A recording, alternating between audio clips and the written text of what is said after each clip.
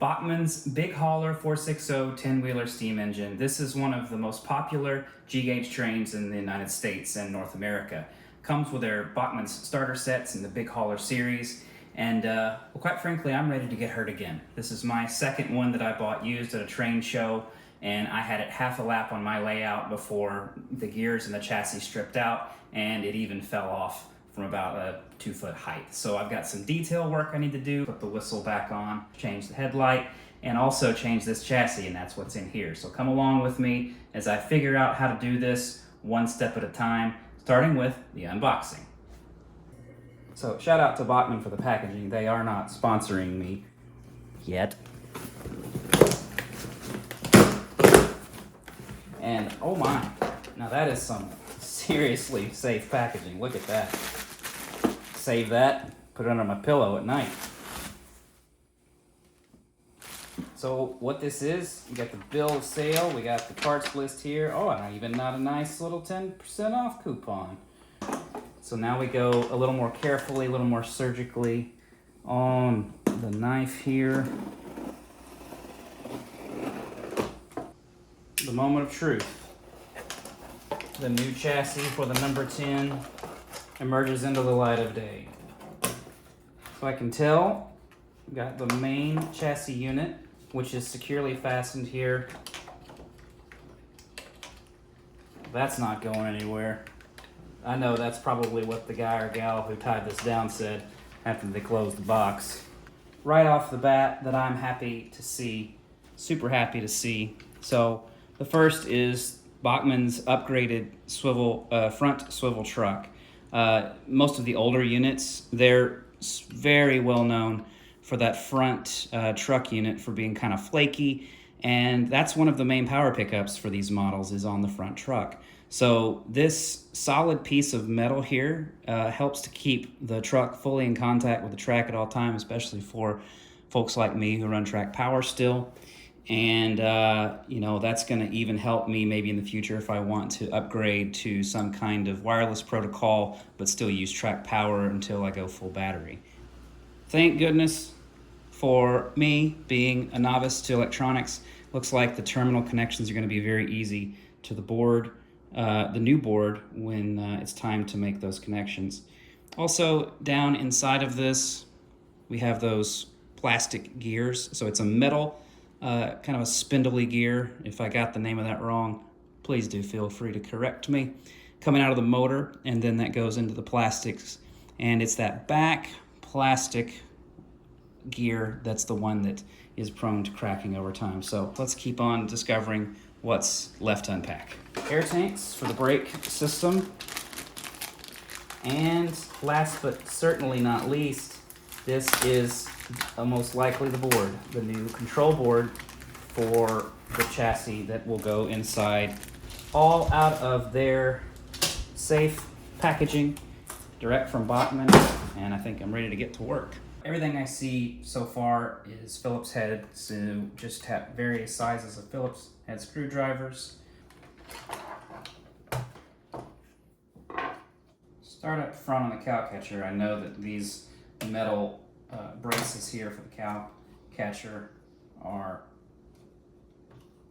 belong to the body shell, the boiler, and that part of the shell body that is. So that's free.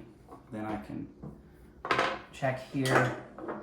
I'm gonna have a recall from when I took this apart before that I'm gonna have a pretty large screw running through everything here, as well as some more on the bottom, and then I'll have to do a little tinkering to figure out how to get the cab off to access these screws here.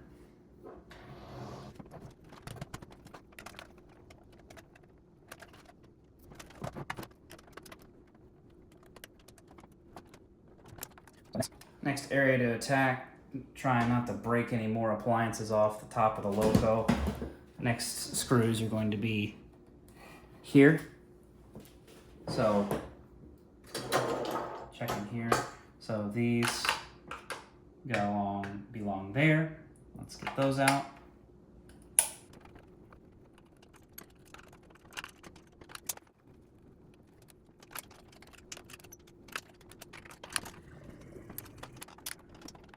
This screw in particular, right in front of the first set of drive wheels, is a little bit of a trick to get to, but I think I'm able to do this without taking off any of the gear assembly, the drive gear assembly over here. Let's just see. Probably go get, and kind of the same story over here on the other side. Probably need to go get a pair of needle nose so I can get those screws out in a little bit quicker and less frustrating fashion. Then this is one of the big boys here. This one goes through, pretty sure here, if not up here, probably up here, yeah, up here underneath smoke box.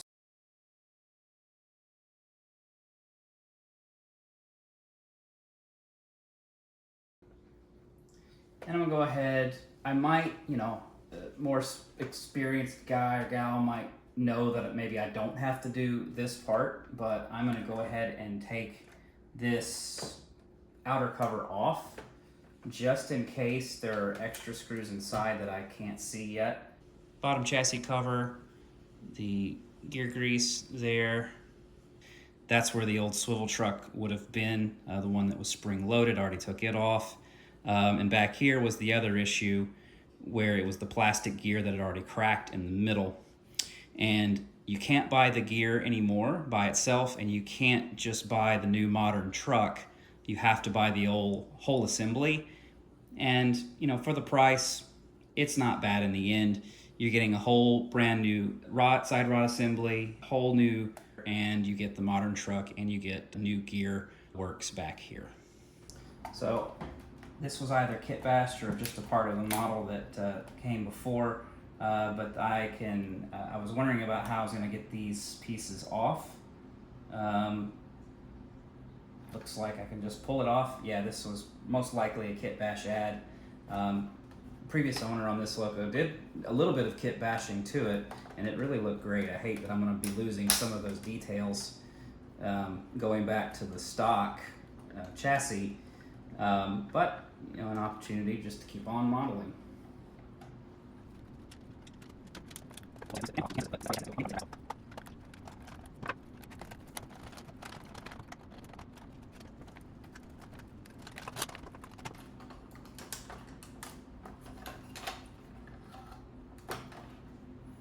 There go the old tanks.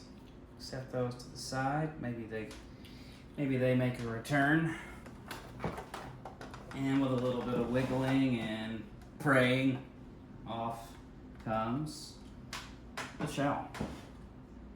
Wires go into smoke and lights, so we'll carefully set this down to the side. That weight is coming with us to the new chassis, so let's get the weight out of there.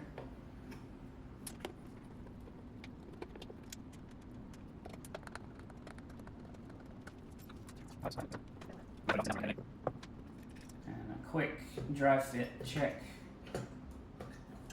over here. Yep, all good. All right, we proceed.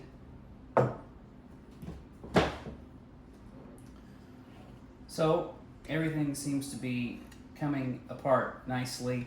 One thing I did notice, it's not a deal breaker now that I see it, but I would say as you order these, make sure you're happy with the Stevenson or Volschutz configuration on the valve over here. This is the more complicated, can't remember which one it is, if it's Volschutz or Stevens, but this is a more complicated one, looks great. I'm gonna maybe make that a secondary project later to see if I can adapt this to the new chassis, but for now that'll be set to the side as well. Now the last thing I will probably just need to do is to cut these red and black wires, which I assume are just coming off of, I guess the motor block is what it appears. So I guess when the motor block powers up, sends power up here to what is the smoke unit and then also the light. So a little bit more rudimentary DC configuration there. So I'll probably just lop those off. Looks like it might be easier than I thought to salvage this running gear off of this Loco. A little bit of coaxing so far. I've been able to remove everything, remove the little plastic pins from where they're attached to each wheel set. And I can see I'm having some success here too. Just a little gentle coaxing. Maybe I'll have a little bit of luck and not break anything in the process. Yep, get ready for it to fly. But yeah, came right off.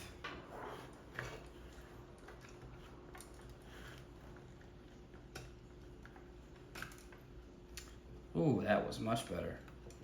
It's almost like I'm experienced or something.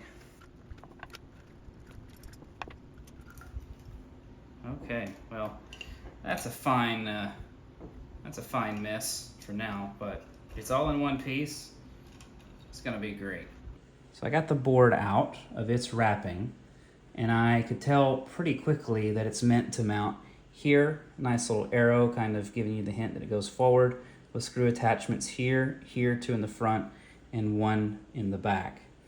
What's also really cool, straight away you notice that the board is very conveniently labeled for you. You've got smoker, LED, sensor, trigger, track, and motor. So if this was one of the more modern big haulers, the latest generations, this would probably be a smooth sailing plug and play.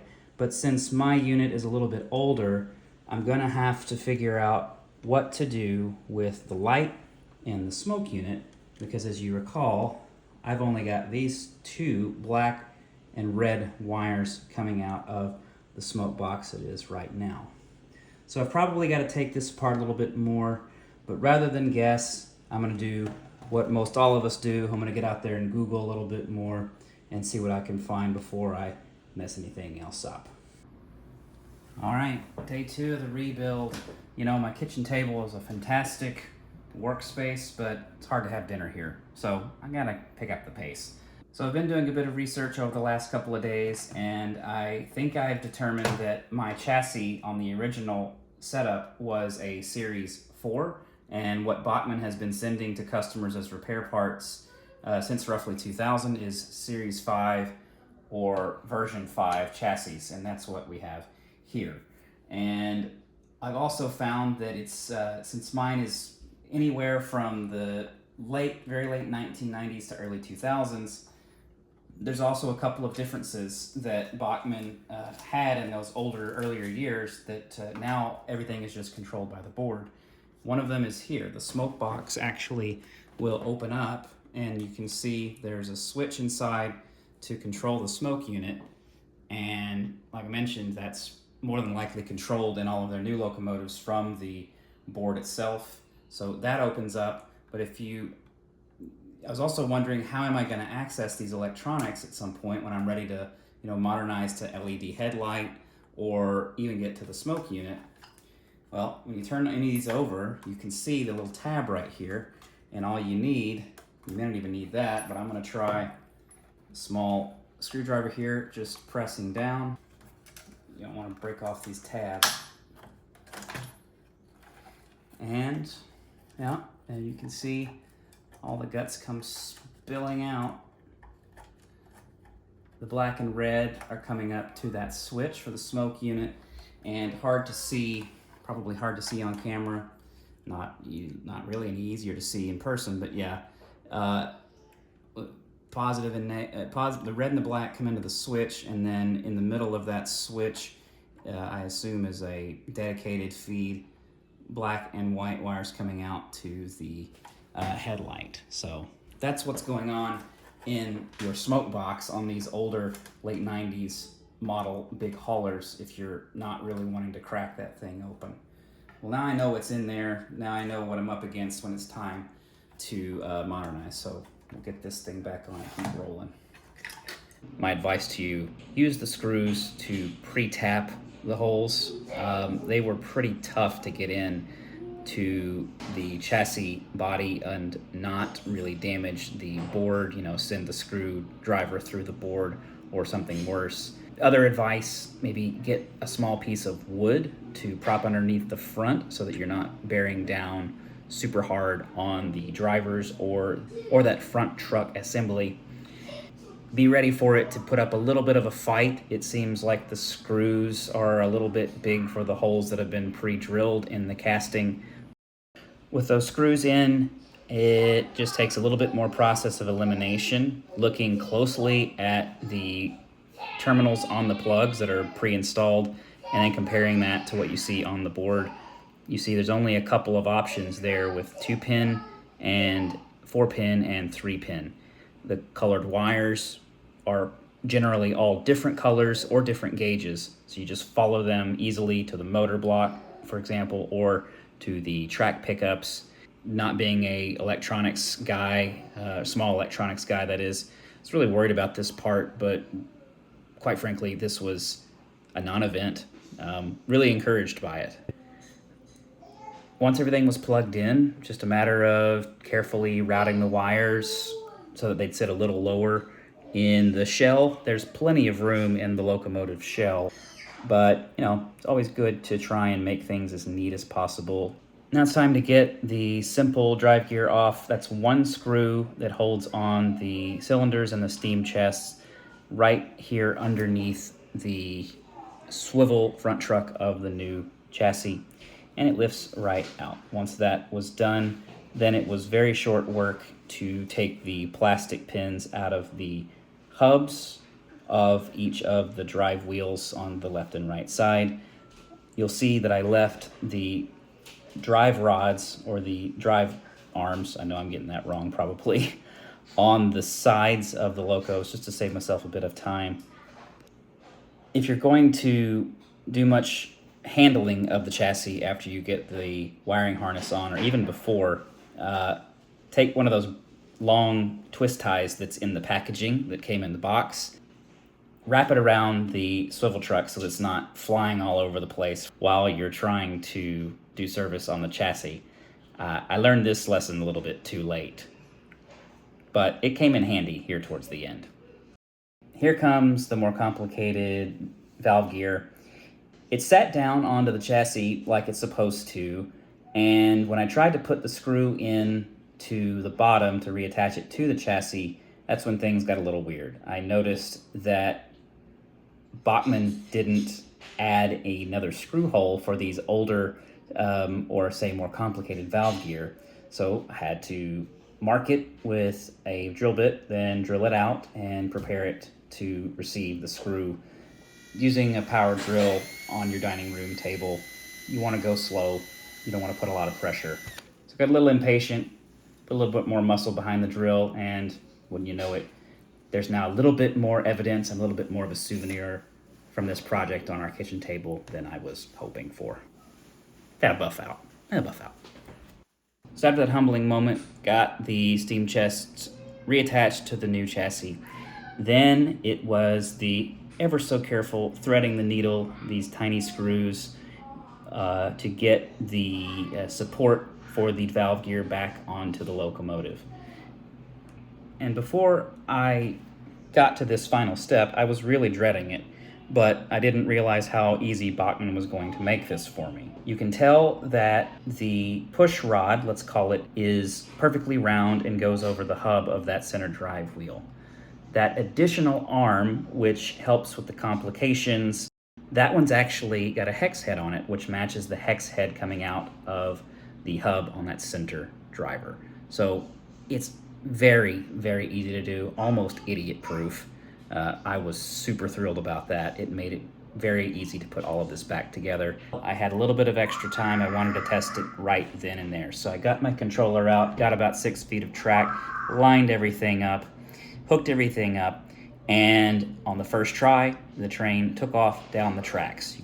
After a few successful back and forth pacing moves, I was confident that the rebuild had gone well because, most importantly, there was no smoke or sparks. I even put the shell of the boiler on top to simulate what it's going to look like when it's all said and done. So with that, I'm going to call this phase of my Bachmann Big Hauler overhaul complete. I finished what I set out to do, which was prepare my new chassis to pull a train. It'll certainly do that. Testing proves that. I discovered that I have more work to do though on making sure my light and my smoke unit can be controlled by the new electronics. That'll mean some new wiring here in the not too distant future. I also need to replace some appliances that broke off in the crash of 25, like my whistle. And when I tested the unit, I also noticed that the chuffing sound was missing. There's a 9-volt battery where it's supposed to be. It was plugged in here to the back of the new chassis, but I think with the modern electronics board, there's something not matching here with these probably still analog pieces in the tender. So I'll have a look at that, maybe even consider an advanced sound option like Blue Nami or Soundtracks, or I may even wait until it's time to take the whole thing wireless with a Rail Pro or AirWire option. Lots of things to consider. The job is never done here on the railroad, but until then, I hope you have a really great day.